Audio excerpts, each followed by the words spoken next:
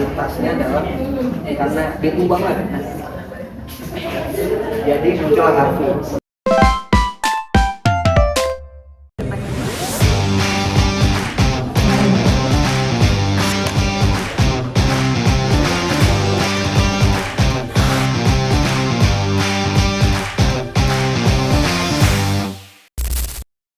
Hi everyone, welcome to our mini podcast.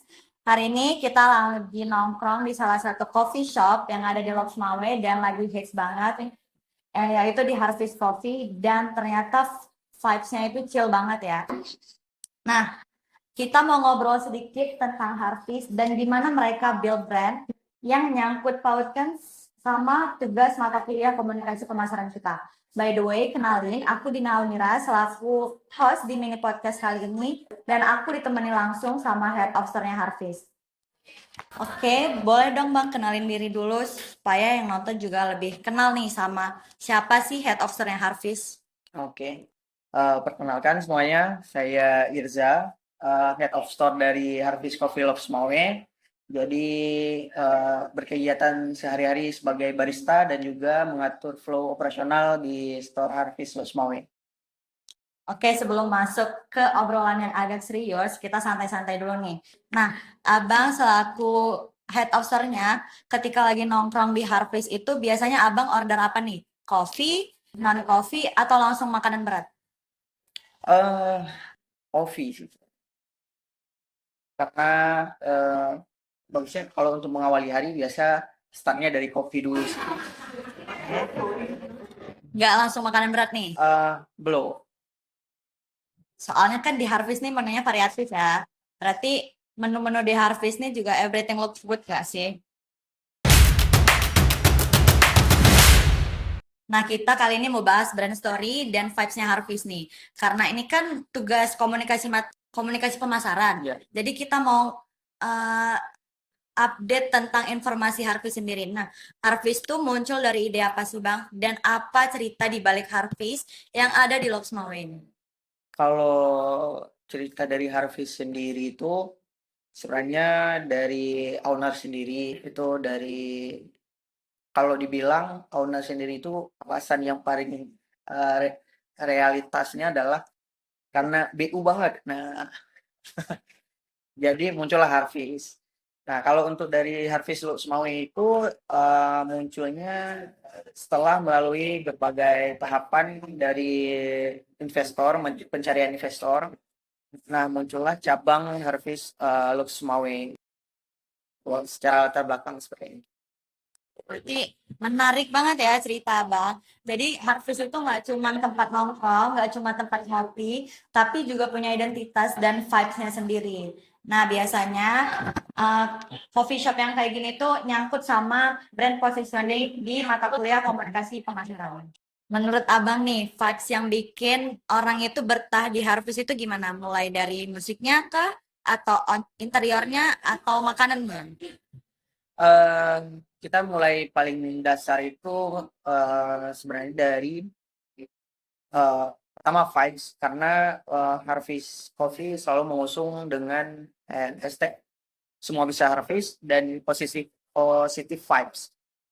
Jadi kemudian kalau untuk secara konsep Harvey selalu mengusung yang masuk untuk semua kalangan, baik itu dari orang dewasa, orang tua, anak-anak, bahkan sampai kalangan anak muda.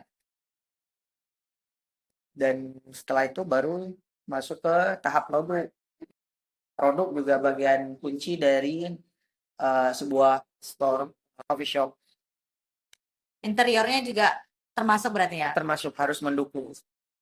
Berarti 3 yang tadi kita bahas, mulai dari musik, interior, sama makanan, itu juga relate banget ya sama coffee shop. Sekarang bahas di soal. Nah, kita lihat sendiri kalau Harvest itu punya banyak pilihan menu, mulai dari makanan yang berupa donat, coffee, dan non-coffee.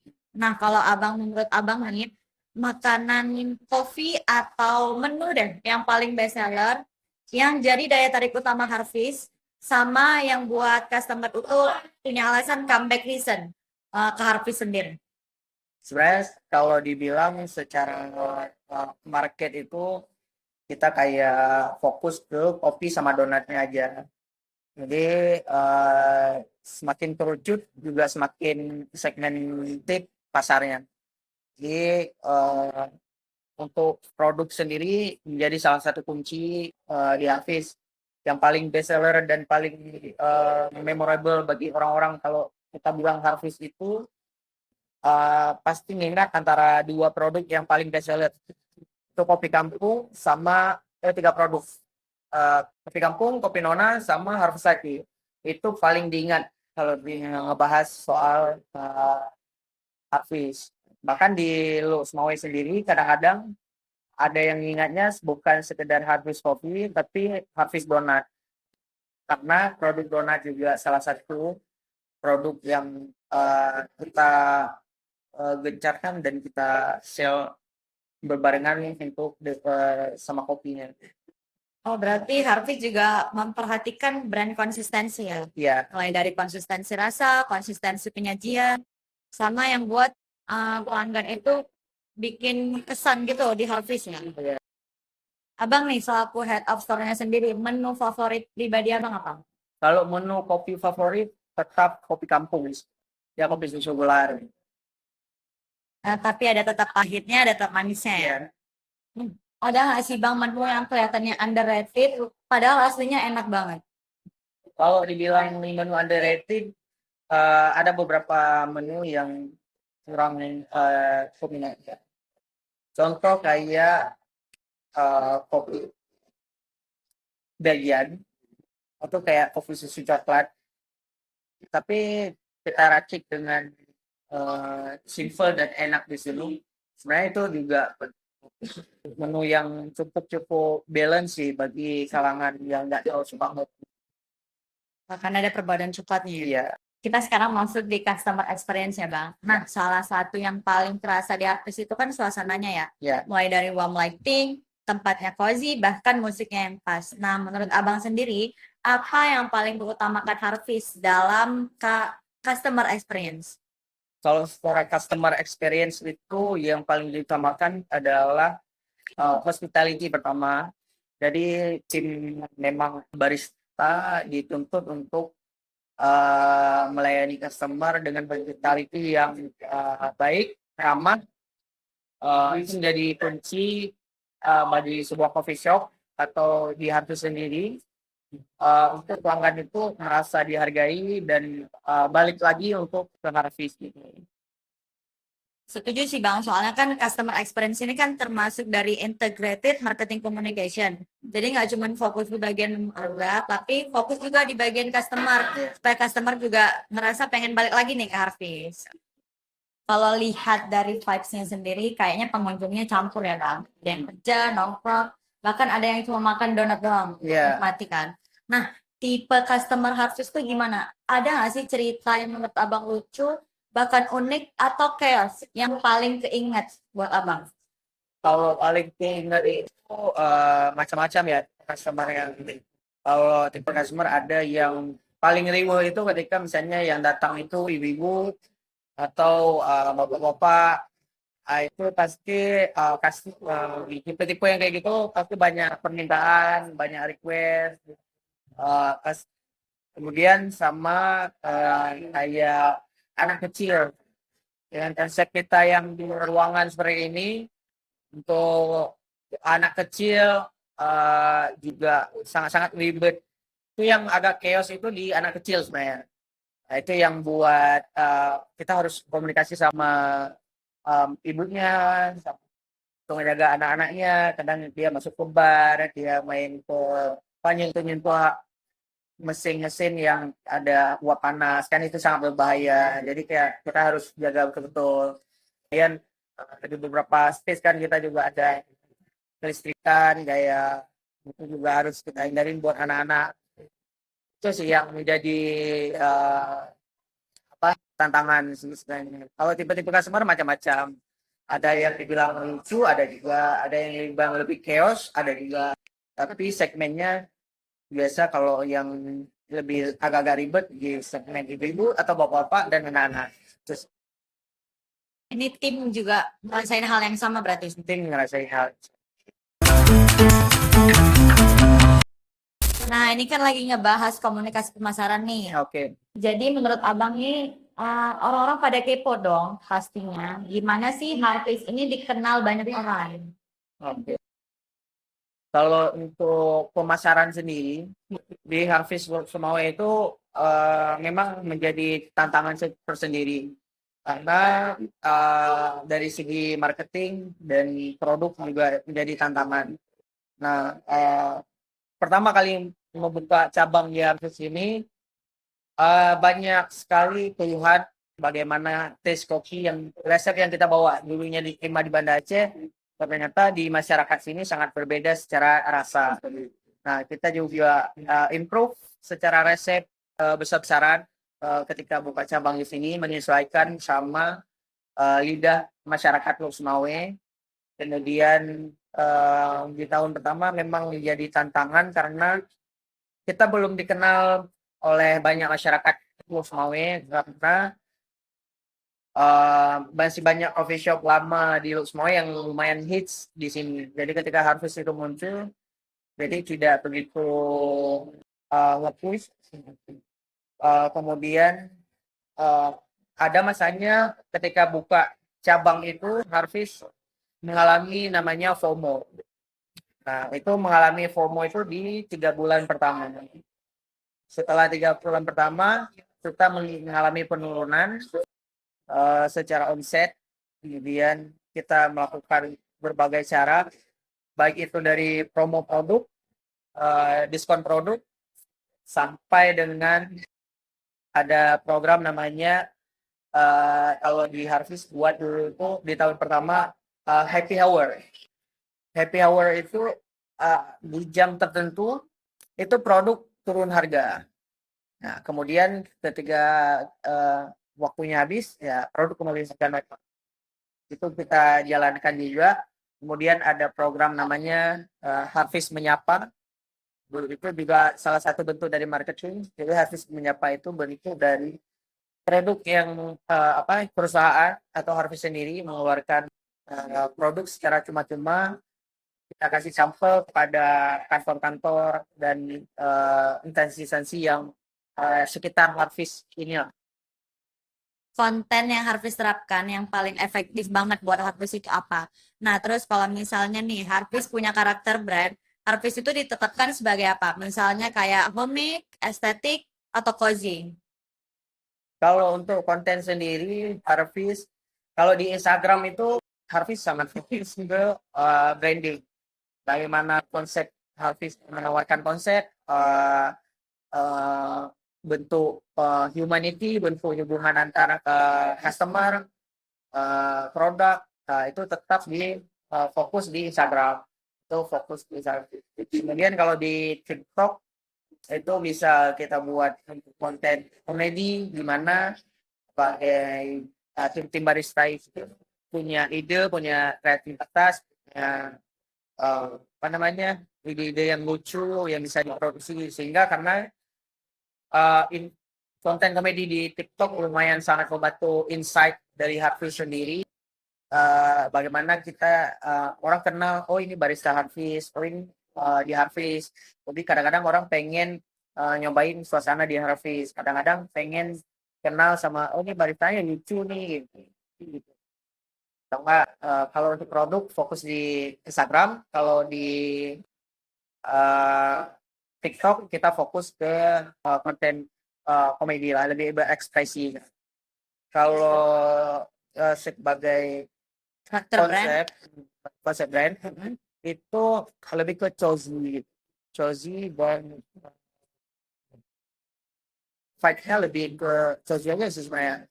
Enggak homey on estetik gitu ya? Homey estetik, homey dan cozy. Oke. Kalau estetik itu perspektif orang. Karena banyak, kalau kita lihat ya, banyak perspektif estetik itu berbeda-beda. Kalau dibilang kita lebih konsep homey sama cozy. Pokoknya nyaman ke customer. Nah, kita kalau lihat ke depan pasti kelihatan smooth banget kan, Bang. Nah, kalau misalnya di belakang pasti ada dong perang dan kemenangan yang dilakukan oleh Harvest nih. Menurut Abang sendiri sebagai head officer-nya, apa pengalaman Abang yang paling hektik, yang paling memuaskan untuk Abang? Terus tantangan terbesar Abang selama jadi head officer-nya Harvest? Kalau secara tantangan sendiri ya, tantangan jadi head of core itu di udah pasti itu ketika mau itu soft opening atau grand opening. Itu adalah momen-momen yang paling hektik yang pernah saya rasain sendiri, dan itu sangat-sangat antara memuaskan dan melelahkan. Karena tantangannya selain kita harus memberi experience kepada customer, kita juga harus saya juga harus menghandle tim yang kadang baru sebulan kita training dan harus menghindari chaos di flow kerjanya, kemudian baik itu trouble di operasionalnya, itu yang jadi sangat-sangat tantangan dan challenging sih. Jadi harus mikir problem solving yang sangat-sangat cepat gitu. Untuk apa? Untuk menghandle hektik ini. Gitu. Jadi ada nggak sih Bang tim yang emang susah dikasih tahu kan juga? Namanya kita juga kerja di F&B kan. Ya. Nggak cuman yang emang baik-baik aja, tapi juga ada yang nakal-nakal juga kan.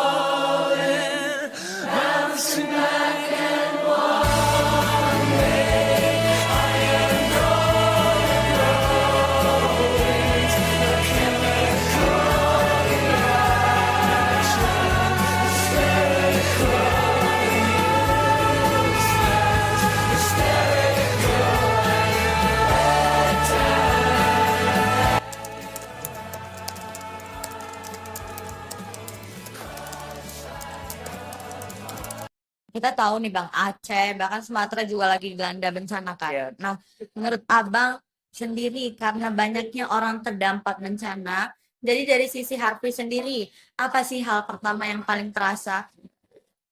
Kalau dari sisi Harvey sendiri yang paling terasa itu adalah udah pasti itu adalah omset yang menurun.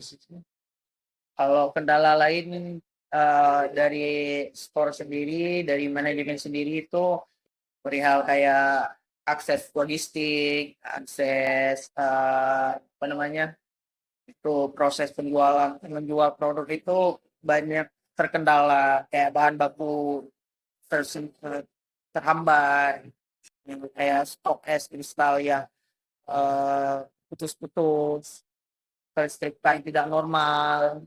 Itu sangat-sangat menghambat dari segi penjualan dan riset. Nah, bagaimana nih perubahan perilaku customer selama situasi bencana ini? Apa ada lebih sepi, tenang, atau justru ada yang tetap datang cari ketenangan? Setelah bencana ini ya, setelah bencana ini sebenarnya kita tidak bisa memprediksi ya, kita tidak bisa memprediksi bahwa saya kira customer di sini itu setelah bencana ini adalah proses recovery. Ternyata ketika kita makin open dan di situ juga makin nambah, jadi orang nyari kebutuhan apa-apa itu kayak listrik nggak normal, ada hidup, ada yang mati, ada yang padam. Jadi orang cari sisi lokasi mana nih yang listriknya hidup, orang ke situ.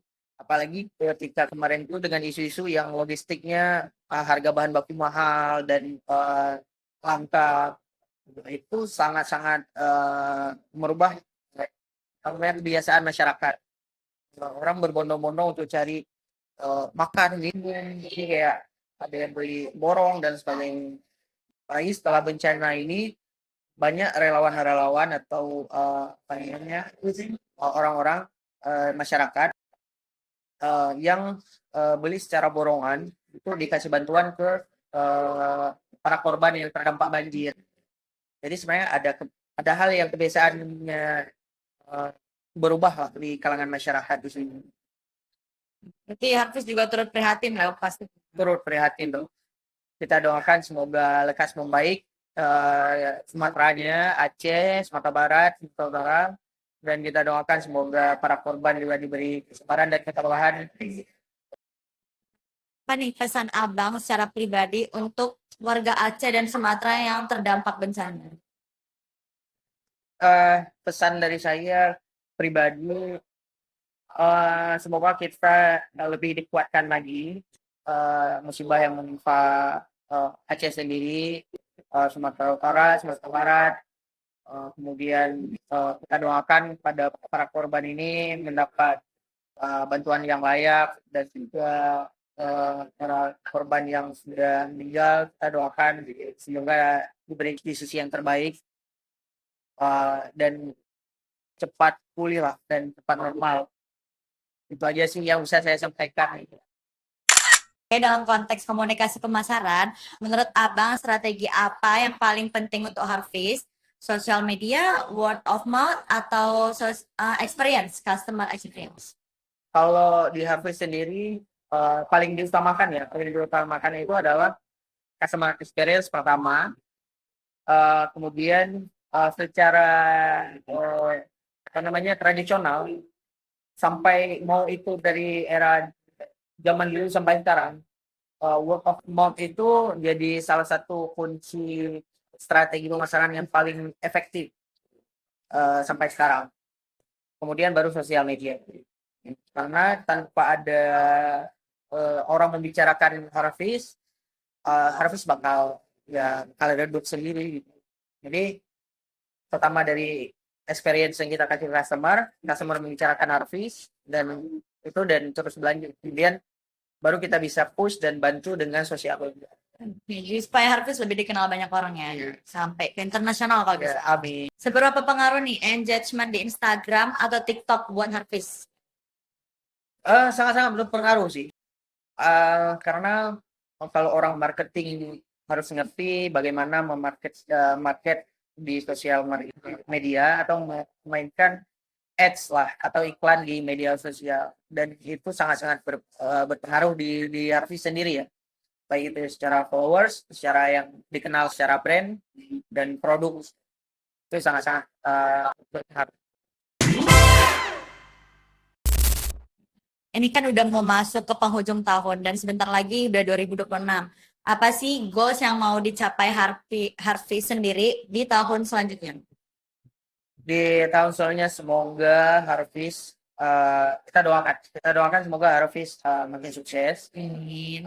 Tapi goalsnya itu semoga kita bisa membantu masyarakat sekitar dengan bentuk hanya sekedar coffee shop UMKM, tapi kita membuka lapangan kerja bagi masyarakat sekitar, supaya membantu perekonomian mereka. Insya Allah goalsnya, doakan semoga lancar, kita bakal buka cabang di beberapa daerah. Wah, berarti Harvest termasuk hebat ya coffee shopnya ya. Nah, kalau Harvest bisa kasih satu pesan buat pelanggan yang selalu setia sama Harvest, pesannya itu apa nih, Nek? Pesannya apa ya? Eh, Kalau untuk ngopi itu, yang nggak usah mikirin nggak bisa tidur atau yang sulit-sulit lah, karena itu cuma sugesti sih.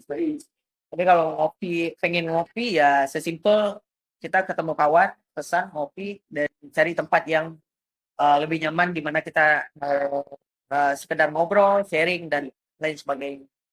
Karena kalau tidur tidur aja nggak sih, Bang? Iya benar. Iya kan? Kalau udah Nggak mungkin. ngantuk, Ngapain harus ngopi iya buat supaya kalau nggak udah tidur? kalau udah ngantuk ya nggak, udah pasti ngantuk. Cuma kalau minum kopi nggak bisa tidur itu cuma sugesti. Itu nggak ada berarti ya.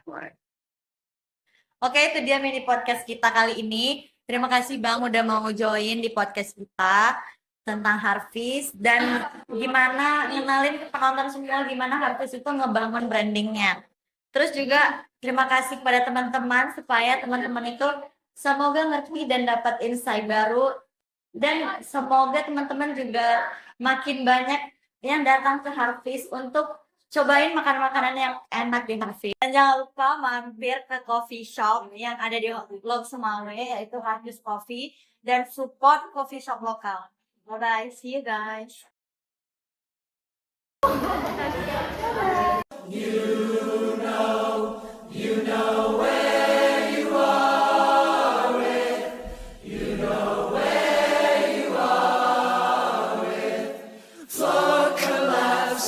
See